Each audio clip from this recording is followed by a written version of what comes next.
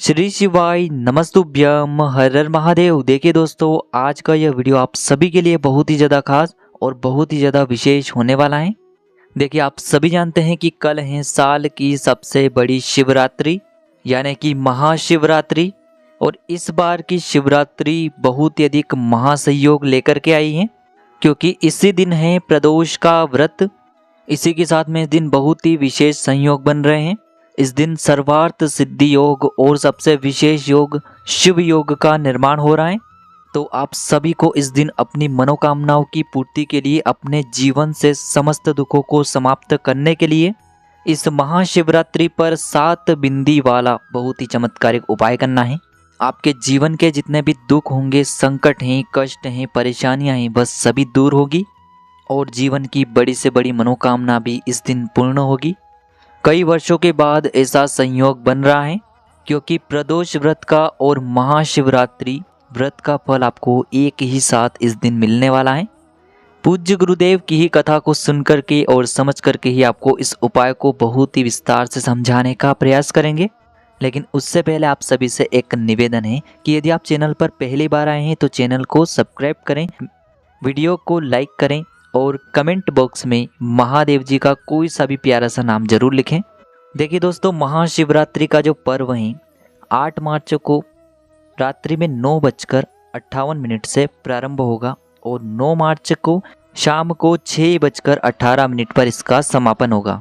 और इस दिन श्रवण नक्षत्र है और धनिष्ठा नक्षत्र भी है। तो चलिए दोस्तों, जान लेते हैं पहले उपाय के बारे में। देखिए, यह जो उपाय है विशेषकर 7 बिंदी वाला उपाय है। और यह जो उपाय है विशेषकर उन लोगों को करना है यदि आपका जो कार्य है कई दिनों से अटका हुआ है, तो उस कार्य की सिद्धि के लिए, चाहे वह कोर्ट कचहरी का कार्य हो, तो यदि आपका किसी भी प्रकार का कार्य है जो अटक रहा है, तो कार्य सिद्धि के लिए विशेषकर आपको महाशिवरात्रि के दिन यह उपाय करना है। साथ ही साथ यदि आपकी नौकरी नहीं लग पा रही है, यानी कि आपने नौकरी के लिए एग्ज़ाम दे दी है, आपका रिजल्ट कुछ ही दिनों में आने वाला है, तब भी आपको यह उपाय करना है। तो देखिए, इस उपाय को करने के लिए सबसे पहले तो आपको थोड़ा सा लाल चंदन लेना होगा। लाल चंदन यदि आपके पास पाउडर के रूप में है तो उसे आप ले सकते हैं, या फिर लकड़ी के रूप में है तो इसे घिस करके आपको पेस्ट के रूप में तैयार कर लेना है। इसी के साथ में आपको थोड़ा सा पीला चंदन भी लेना होगा और इसी के साथ में आपको 5 बेलपत्रियाँ भी लेनी होगी। देखिए, यदि आपको बेलपत्र प्राप्त नहीं हो पाती हैं तो महाशिवरात्रि का पर्व है, आप शिवलिंग पर चढ़ी हुई बेलपत्र को पुनः शुद्ध जल से धो करके उसका उपयोग कर सकते हैं। केवल आपको ध्यान रखना है कि जो 5 ही बेलपत्रियां हैं वह कहीं से भी टूटी हुई खंडित नहीं होनी चाहिए। और इसी के साथ में आपको 1 लोटा शुद्ध जल लेना है तांबे के पात्र के अंदर। अब इन सभी सामग्रियों को लेकर के आपको पहुँच जाना है महाशिवरात्रि के दिन भगवान शिव के मंदिर में।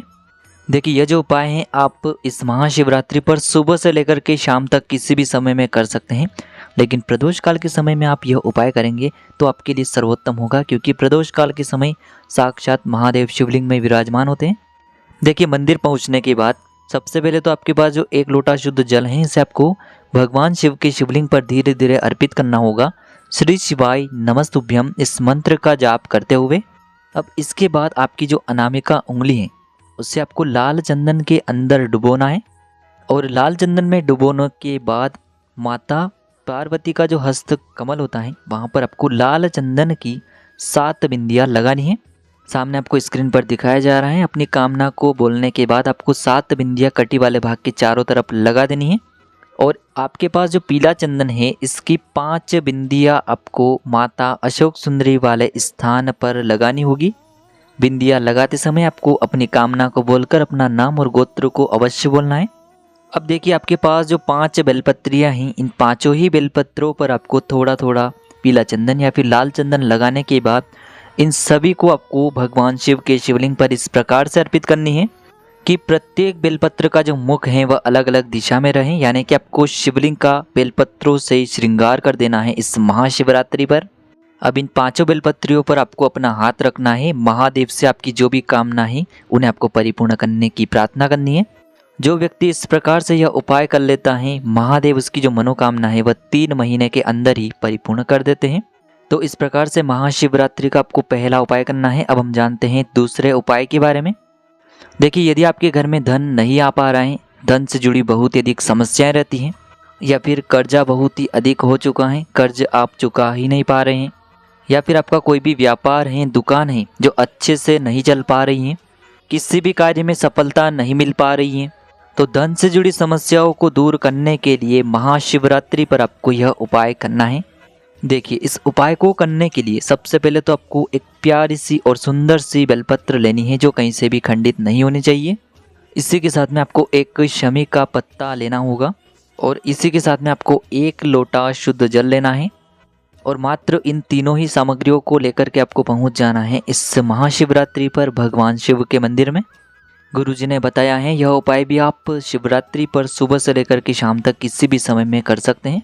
देखिए, सबसे पहले तो आपके पास जो 1 लोटा शुद्ध जल है इसे आपको एक धारी से धीरे धीरे शिवलिंग पर अर्पित कर देना होगा। श्री शिवाय नमस्तुभ्यम या फिर ओम नमः शिवाय इस मंत्र का जाप करते हुए। अब देखिए, आपके पास जो एक बेलपत्र है, एक शमी पत्र है, तो उनमें से आपको जो एक बेलपत्र है इसे सबसे पहले शिवलिंग पर जहाँ माता अशोक सुंदरी का स्थान होता है वहाँ पर आपको अर्पित करनी है। और यह जो बेलपत्र है इससे आपको माता अशोक सुंदरी वाले स्थान पर विशेष प्रकार से अर्पित करनी है, यानी कि बेलपत्र की जो डंडी है वह भगवान शिव की तरफ रहेगी, बेलपत्र की पत्ती वाला भाग जलाधारी की तरफ रहेगा और बेलपत्र की जो चिकनी साइड है वह माता अशोक सुंदरी से स्पर्श रहेगी। इस प्रकार से आपको यह बेलपत्री अर्पित करनी है। आपकी जो भी कामना है उसे बोलते हुए आपको ये जो बेलपत्री है इसे अर्पित कर देनी है। और आपके पास जो शमी का पत्ता है इससे आपको शिवलिंग पर अर्पित करना है अपनी कामना को बोलते हुए। देखिए, शमी पत्र आपको इस प्रकार से अर्पित करना है कि जो इसकी डंडी है वह जलाधारी की ओर रहेगी। इस प्रकार से आपको शमी पत्र शिवलिंग पर अर्पित कर देना है और इसके बाद में आपको दोनों हाथों से शिवलिंग को स्पर्श करना है। महादेव से आपकी धन से जुड़ी जो भी समस्या है उसे दूर करने की आपको प्रार्थना करनी है। गुरुजी ने कहा है जो व्यक्ति इस उपाय को इस प्रकार से कर लेता है महादेव उसके जीवन से धन की समस्या को समाप्त कर देते हैं और उसका जो जीवन है हमेशा सुख समृद्धि के साथ भरा रहता है। तो चलिए दोस्तों, अब हम जान लेते हैं तीसरे विशेष और अंतिम उपाय के बारे में। देखिए, पूज्य गुरुजी ने कहा है कि यदि आपको महादेव की असीम कृपा प्राप्त करनी है तो महाशिवरात्रि से अद्भुत दिन और कोई हो ही नहीं सकता है। तो विशेषकर महादेव को इस महाशिवरात्रि पर प्रसन्न करने के लिए आपको यह उपाय करना है। इस उपाय को करने के बाद आपके जीवन में कभी भी समस्या उत्पन्न नहीं होगी, क्योंकि इस उपाय से महादेव सदैव आपके साथ रहते हैं। तो देखिए, इस उपाय को करने के लिए सबसे पहले तो आपको पंचामृत तैयार करना होगा। अब पंचामृत किस प्रकार से आपको तैयार करना है? पंचामृत को तैयार करने के लिए आपको 5 मुख्य सामग्रियां लेनी है। देखिए, आपको थोड़ा सा दही लेना है, थोड़ा सा आपको दूध लेना है, इसी के साथ में आपको थोड़ा सा शुद्ध घी लेना होगा, थोड़ी सी आपको मिश्री लेनी होगी और इसी के साथ में आपको थोड़ी सी शहद लेनी होगी। और इन पांचों को आपको एक साथ मिला करके पंचामृत तैयार कर लेना है। तो देखिए, आपने जो पंचामृत तैयार किया है इससे आपको किसी भी पात्र में ले लेना है, केवल आपको तांबे के पात्र में पंचामृत नहीं लेना है। आप चाहें तो एक स्टील की कटोरी के अंदर थोड़ा सा पंचामृत तैयार करके ले और इसी के साथ में आपको एक तांबे के पात्र के अंदर शुद्ध जल लेना है। अब इन दोनों को लेकर के आपको इस महाशिवरात्रि पर पहुंच जाना है भगवान शिव के मंदिर में। देखिए, मंदिर पहुंचने के बाद सबसे पहले तो आपके पास जो पंचामृत है इससे आपको महादेव का अभिषेक करना है। ओम नमः शिवाय या फिर श्री शिवाय नमस्तुभ्यम इस मंत्र का लगातार जाप करते हुए पंचामृत से अभिषेक करने के बाद आप जो 1 लोटा जल लेकर के आए हैं तांबे के पात्र के अंदर, उससे आपको थोड़ा थोड़ा जल शिवलिंग पर 7 बार में अर्पित करना है। थोड़ा थोड़ा जल आपको 7 बार में अपना नाम, अपनी गोत्र और आपकी जो भी कामना है उसे कह करके कि महादेव आप हमेशा मेरे साथ रहना और मेरे जीवन में जो भी परेशानियां हैं उन्हें आप समाप्त कर दीजिए। तो आपको अपना नाम और गोत्र बोलनी है, फिर आपको थोड़ा सा जल अर्पित करना है, फिर आपको नाम और गोत्र बोलनी है, फिर आपको थोड़ा सा जल अर्पित करना है। इस प्रकार से आपको 7 बार नाम और गोत्र बोल करके थोड़ा थोड़ा जल 7 बार में अर्पित कर देना है। थोड़ा थोड़ा जल अर्पित करने के बाद अंत में आपको महादेव के शिवलिंग से अपना मस्तक स्पर्श करके आ जाना है। बस उसी समय से महादेव आपके साथ खड़े हो जाएंगे और आपकी सदैव रक्षा करेंगे। तो इस प्रकार से आज के इस वीडियो में हमने आपको महाशिवरात्रि पर किए जाने वाले 3 महा उपाय बताए हैं, जो भी आपके लिए उचित हैं, सरल हैं, उसे आप कर सकते हैं। यदि आपको उपाय से जुड़े हुए किसी भी प्रकार के सवाल रहते हैं तो कमेंट में पूछ लें। उपाय को करते समय किसी भी प्रकार की गलतियां न करें। श्री शिवाय नमस्तुभ्यम। हर हर महादेव।